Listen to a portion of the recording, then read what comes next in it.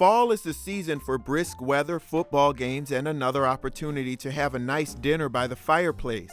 Nothing goes better with all of this than a good cigar. Out of the hundreds of cigars to choose from, I met up with cigar expert Victoria McKee of the General Cigars Company. We met at Club Macanudo, one of my favorite cigar hangouts in the city. And it's one thing to sit here and look at these cigars and talk about them, but I really want to smoke one of them and get you to recommend a Scotch to go with this Cohiba, because this is one of the stronger ones on the table, but it's also a high-end one that people might want to smoke for the fall. So what would you recommend in terms of a Scotch for this Cohiba? What I like to do is tell people to match the body of the cigar with the body of the liquor they're drinking. So I would say for you, for this cigar, because it's a true medium-bodied cigar and it's got some great taste nuances, that you should go for the Dalmore makes actually cigar malts. That's from the Highlands of Scotland. So a Highland malt, a Highland single malt would go great with a medium-bodied cigar, so that's what I would recommend.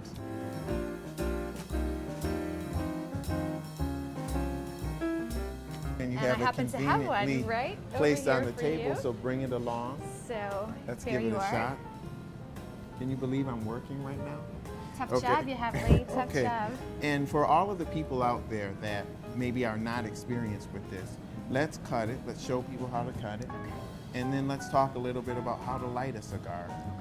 Okay. Okay. Perfect. So I'm going to show you. I'm going to have you do it, Lee. Great, okay. You see here, there's a seam. That's the cap of the cigar. Great care goes into putting the cap on, but that's actually the part you want to cut off. The trick here is not to cut too far below the shoulder. You see where it starts to slope? If you cut too far down, the entire wrapper, the outermost leaf, Right. will come apart. Okay. So give it a shot. Just do sort of a, a tight cut on the top. Yep. About right here, would you say, Yeah, right? I think that's perfect. Give it a really good squeeze. Yep. Okay. Perfect. There you go. That's a pretty clean You did a great cut. job. Okay, Yep. so. Excellent. Excellent. And so do you want me to talk you through lighting? Yeah, sure. Okay. The Talk best us all thing to through. do is you never want to light with, a very flimsy cardboard match. A wooden match or a butane lighter is preferable. And the reason is because that will That could actually taint the cigar. Yes, yes. affect the taste of the cigar. Yeah, yeah. A poor match, like I said, the really flimsy cardboard, they're tainted with chemicals, so that will affect your smoking experience. Okay. But the best lighter is just this straight flame, right? Yes, like this, cigar. like a torch. So what you want to do is you want to take the flame under the cigar and kind of toast it. That'll get it ready to light. And then you're going to want to put it in your mouth. And you always put the flame source under. Yep, and turn the cigar now that it's in your mouth. Exhale. Yep. Okay, I think you're good. Well, it's going to take longer to light it this way, but it's better. It's better. It's better. And you have a nice even burn there. Let me have a little spot here. Okay, perfect. How many puffs a minute for a cigar would you say? About one puff a minute? It's more about what you're comfortable with and kind of what you're doing socially. So Okay. if you don't smoke a cigar after a certain amount of time, it will go out. Yeah. But every few minutes to pick it up and take a nice draw on it is going to keep it going for you. And what I like to do is actually hold it in my mouth for a second or two just to get the taste on the roof of my mouth. Nice. So I can distinguish it instead of just, Right, exactly. Because how do you tell the difference if you don't actually take a puff and actually taste it? Right. Well, cigar smoking is more of a ritual. It's nothing like cigarette smoking. It's completely different. So when you smoke a cigar, you do the right thing, Lee, is that you experience the flavors and kind of taste the nuances and enjoy what you're doing. So that's great. So you're a pro already. Well, I'm not a pro, but here we go. Okay, so we have the Cohiba here, and you chose the Highland. Yes, that is a Highland malt. It's called the Dalmore Cigar Malts. And again, based on the body of the Cohiba cigar and the body of this whiskey, it's a great pairing. Because the Cohiba is not a very full-bodied, this cigar isn't very full-bodied, I wouldn't give you, a lowland malt or something that's very peaty, because they would kind of compete against each other and you may lose the flavor of the cigar. Wow, because okay. the spirit is so overpowering. Okay, so I'll take a chug for everybody.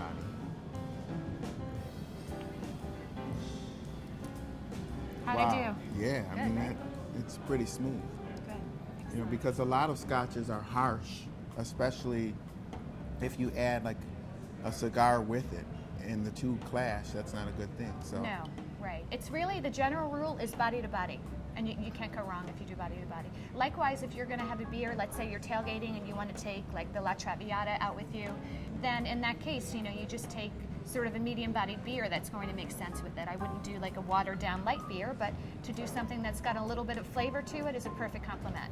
Right. And when I walked on the set, first of all, my producer Meg, it's her last day today, so I brought her some wine, and then she said, "Oh wow, these are cigars. I love cigars." I'm thinking, "Oh, I should have got her some cigars," but that was part of my whole thing, my whole stereotype that cigars are for men. But the ladies also smoke cigars. They do. So let's talk a little bit about some of the common misperceptions and myths that people have when it comes to ladies and getting into smoking cigars. Right. The biggest thing I see is if a woman's going to smoke a cigar, she's not going to go for a cigar like this, something longer.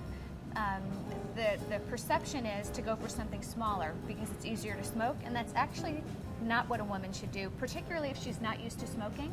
So what I recommend is to go for a longer cigar, even thinner than this, sometimes with a thinner length, because as you smoke the cigar, the smoke cools as it travels through the body. So as it gets to your mouth, by the time it gets to your palate, it's cooler when you have a cigar that's this size, and that's much more accessible for somebody who may not smoke often or who may be new to smoking. It's not going to overwhelm you and make you feel like you're burning yourself. No. And it's a nice experience. It's really enjoyable.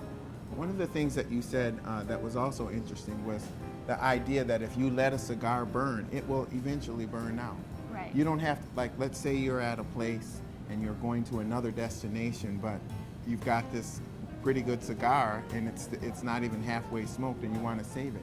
A lot of people will pat that cigar out. Oh no, yeah. The best thing is just to let it burn, Let right? it rest, right. Somebody I work with says a cigar is a living thing until you light it. There are other people who say cigar is always a living thing. So you never crush the cigar out. Yeah. You never do that with the ash. Because that will give you a tarry taste, and once you've done that, you've destroyed the cigar. Is that right? Right. The other thing is too, if you want to relight the cigar, all you have to do is let the ash fall naturally, and maybe kind of cut the end off and relight it, and it's fine. After a certain amount of time, you don't want to leave it sitting for hours and hours, but it can be relit. And it happens very often in conversation. You're talking, you have to relight your cigar. It's part of the ritual. One of the things you see a lot of people do too is they allow the ash to get long until it falls off. They don't actually ash. They just let it. Is that a good thing to do? Yes. Okay. The reason why that's done, and that's somebody that knows what they're doing, that's a tenured cigar smoker that would do that. The reason why that's done is if you look in here, this is called a filler. This tobacco is full leaves of tobacco. When you smoke a cigarette, you're smoking scraps of tobacco. That's why it flakes off. The ash flakes and falls very quickly. Whereas this is a full leaf of several full leaves of tobacco inside the cigar. So the longer your ash, it's a sign of quality. Yeah. It's a sign of the fact that you're smoking a really good cigar. So I've seen people say, I'm going to hold it, I'm going to keep it, I have it an inch long, and that's a tribute to the cigar maker. Very much like keeping the band on is a tribute to the cigar maker. So those are some of the things that, people in the know do. You keep the band on and you try to, let the ash go as far as you can. And at some point, is there any point when it starts to get down here, you're done, or should you take it off and actually finish to the end? Because doesn't it get stronger as you advance through the cigar, or is it pretty consistent throughout the smoke? It's mostly consistent. There can be certain points within the cigar that have a different, sort of a different flavor profile, but for the most part, it's consistent throughout the smoking experience. Some people say they smoke it to the nub, which is really kind of the smallest part. Yeah. You can do that. It's whatever you're comfortable with. In that case, you just pull the band off and kind of finish, and once the cigar is done, you just kind of let it rest in the humidor. Again, we always say it's respect to the people that have handmade them. You just kind of let it rest in the humidor. You don't sort of, snuff it out or anything. Okay. And as people approach, when you go into a cigar shop or a place like this, there's so many options. You can go into a humidor and first of all, it smells just glorious. Yeah. Just smells amazing. But there's so many choices, and if a person isn't really the kind of person that has smoked a lot or has gotten a favorite in their mind, there's so many things that they can choose. How do people choose cigars? How do you recommend it? Well, I can tell you what to look for when you're buying, but I would always say, I'm going to use this Partagas 1845 as an example. Never be afraid to ask for help, because the people that work in the cigar shops are very well versed in the products that they carry, and they'll steer you to what you're looking for. So if you're, a new smoker, they'll say go to mild bodied. If you're moderate, medium, and likewise. So the best thing to do with a cigar, believe it or not, is judge a book by its cover. So what you want to do is look at the wrapper, the outermost leaf. Look at it closely, make sure it's consistent in color, and make sure there aren't any tears or stains on it. So we're looking at this Partagas 1845, it's perfect. The other thing you want to do is you want to feel the cigar like this. Exactly, because there should be a little bit of softness, a little, not too hard, It right? should give, but you don't want to hit a soft spot kind of where your finger would almost go through. Right. If that's the case, it means the cigar has not been filled properly with tobacco. It's not going to smoke properly, so that's not what you want. So as long as you feel, and it feels firm throughout the length, then that's perfect. Okay, and so much of keeping cigars maintained has to do with the humidity levels. And so when you see some of those old haggard cigars where maybe they're not as smooth, is that because they haven't been humidified correctly? Could be, yeah. It could be that, depending on what cigar it is, maybe it wasn't constructed properly in the first place, or maybe it's dry. A dry cigar will actually crack like a cracker.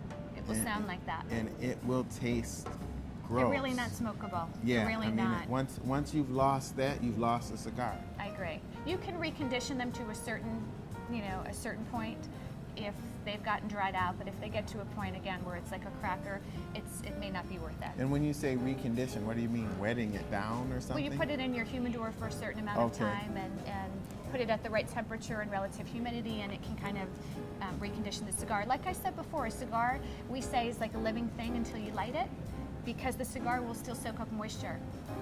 Even after, if it's gotten dry, you can recondition it by allowing it and giving it access to moisture, which it'll soak up and kind of revive it. Okay, great. Well, I think that this is something that we should do every season, because for every season there's a new set of cigars that you should try. And I think some of my viewers out there that are just starting to get into cigars are going to want to check out the ones that you've recommended, but also maybe send us some feedback on the ones that you tried and what you thought of them, and maybe some suggestions for your favorite cigar of the fall. Sounds great. All right. Well, we'll be back to Club Macanudo, but first I want to thank Victoria McKee. Thank you. Here from General Cigar. We're here at Club Macanudo in New York City. And for the Wall Street Journal, I'm Lee Hawkins. We'll see you next time. So I'm excited to talk to you about the cigars we have here today. First one is Macanudo Cru Royale. This is kind of a new cigar for Macanudo. Macanudo is the best-selling handmade cigar in the U.S.